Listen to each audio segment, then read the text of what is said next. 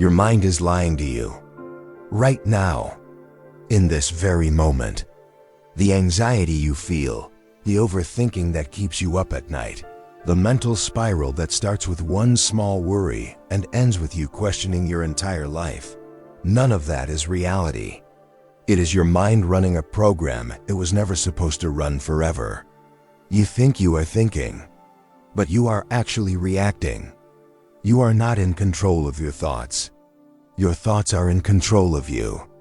And the terrifying part, you have been living this way so long, it feels normal. It feels like you, but it is not you. Anxiety is not your identity. Chaos is not your destiny. There are 3 phrases, just 3, that ancient Stoic philosophers used to silence the noise, reclaim their minds, and walk through the worst moments of their lives with unshakable calm. Stay with me. Everything is about to shift. 2,000 years ago, a man named Marcus Aurelius ruled the most powerful empire in the known world. He commanded armies. He managed political betrayal, plagues, wars, and personal loss. And yet, every single morning, he sat down and wrote to himself. Not to be famous, not to be remembered. He wrote to stay sane, to stay grounded, to remind himself of the principles that kept his mind calm when the world around him was burning. Then there was Epictetus, a former slave, a man who owned nothing, controlled nothing in the external world, and yet became one of the most psychologically free humans who ever lived. His philosophy was simple but devastating in its power. You cannot control what happens to you, but you can always control how you respond. And Seneca, advisor to emperors, a man who faced exile, threats, and eventual forced death, wrote letters filled with such psychological wisdom that modern therapists still reference them today. These were not calm men living calm lives. They were ordinary people in extraordinary chaos who chose, deliberately, to master their minds. If they could do it in those conditions, you can do it in yours. Today, I am going to give you 3 phrases, 3 sentences rooted in Stoic philosophy that, when you genuinely understand and apply them, will begin to dissolve anxiety at its core. Not manage it, not suppress it, dissolve it. The first phrase will change how you react. The second will change how you interpret reality. And the third one will permanently rewire how you see your own mind. It is the one most people never hear. And it is the one that changes everything. Before we go further, I want you to do one thing right now. Drop the word calm in the comments below. Just that one word. It is not just engagement, it is an act. You are telling your own mind, I am choosing calm today. I am choosing control. Go do it right now. Then keep watching. Because what comes next is the reason you found this video today. The first phrase is this is not happening to me. It is happening for me. On the surface, it sounds like positive thinking. It is not. It is something far deeper. It is a Stoic reframe, a deliberate cognitive interruption that forces your brain to shift from victim mode into meaning-making mode. Here is what actually happens inside your mind during anxiety. Your brain identifies a threat, real or imagined, and it screams. It floods your body with cortisol. Your thoughts race. Your chest tightens. And you believe the story your nervous system is telling you. But the Stoics understood something neuroscience now confirms. The event itself is neutral. It is your interpretation of the event that creates the suffering. Marcus Aurelius wrote in his private journals that the obstacle in the path becomes the path itself. Think about the last time something went wrong in your life. A job lost. A relationship ended. A plan collapsed. In that moment, it felt like destruction. But looking back, was there something it forced you to become? A strength it built? A direction it revealed?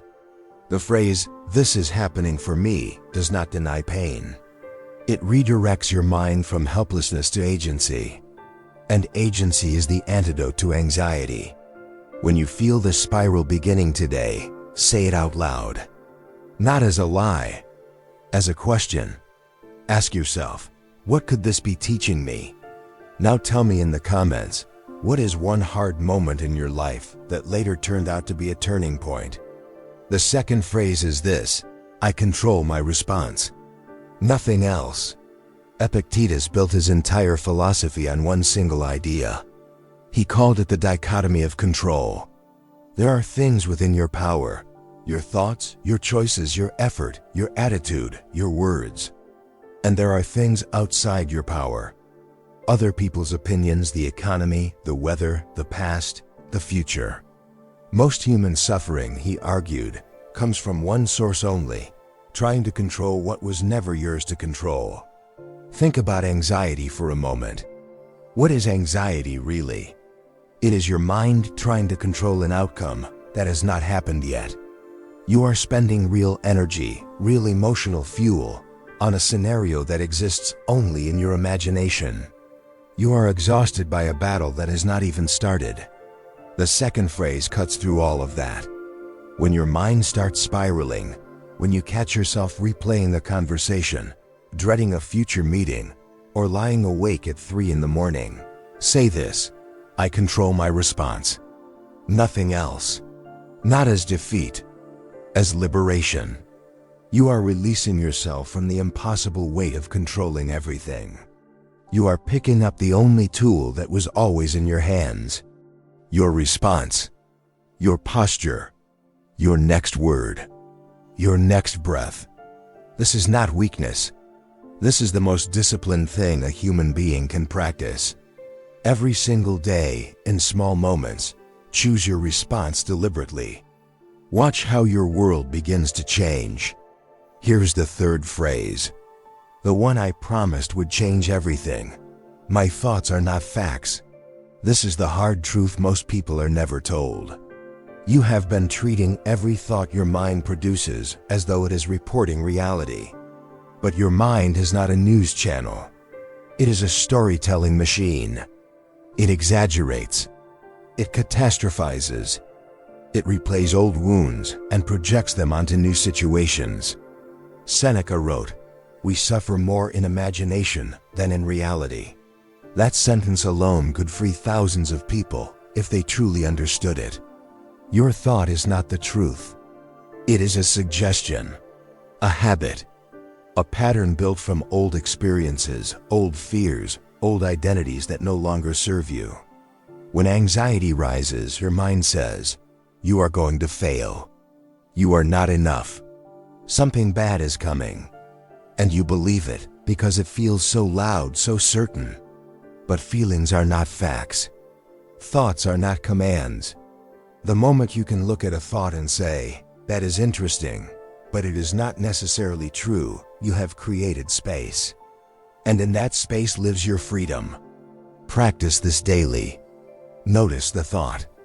Name it. Do not fight it. Just observe it and ask, is this actually true, or is this just a story? Now let us move fast. 5 micro habits that reinforce these 3 phrases every single day. Number 1, own your morning. Before your phone. Before the noise. Sit for 2 minutes in silence. Breathe. Choose your mindset before the world chooses it for you. Number 2, audit your self-talk. Every harsh thing you say to yourself, would you say it to someone you love? No, then stop. Replace criticism with instruction. Number 3, embrace the pause. Before reacting to anything that triggers you, 1 breath. Just 1. That pause is where your power lives. Number 4, write 1 Stoic sentence daily. Pick any line from Marcus Aurelius or Epictetus. Write it by hand. Internalize it. Let it become part of how you think. Number 5, practice voluntary discomfort. Take a cold shower. Skip a meal. Sit with silence. The Stoics trained themselves to be comfortable with discomfort, so fear lost its grip.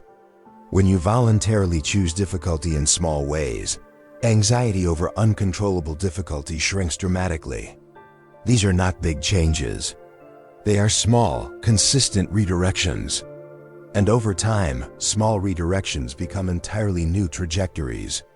Which of these 5 will you start tomorrow? Tell me below. Imagine yourself 6 months from now. You have been practicing these 3 phrases. You have been applying the micro habits. Something shifts. It is not loud. It is not dramatic. But it is real. You walk into a difficult conversation and you are grounded. You receive bad news and instead of spiraling, you breathe and ask, what do I control here? You notice an anxious thought rising in your chest, and rather than becoming it, you simply watch it, the way you would watch a cloud pass across the sky. You are not free from hard moments. You are free within them. That is what Stoicism builds. Not a person without emotion, but a person who is not enslaved by emotion. Not a person without challenges, but a person who meets challenges without collapsing. This is the version of you that has always been possible. Calm, clear, grounded. Difficult to shake and impossible to destroy. The Stoics called it the inner citadel, a fortress of the mind that no external event could ever truly breach. You are building yours. Right now. With every phrase you internalize. With every reaction you pause before giving. You are already becoming someone different. Marcus Aurelius wrote, "You have power over your mind, not outside events." Realize this, and you will find strength. Those 3 phrases, this is happening for me. I control my response. My thoughts are not facts, are not just words. They are weapons against mental chaos. Carry them. Use them. Practice them until they become automatic. Now in the comments, write the phrase that hit you hardest today. Share this video with one person who needs it. And if you want more Stoic wisdom that genuinely changes how you think, subscribe to the channel right now. Your mind is not your enemy. With the right tools, it becomes your greatest ally.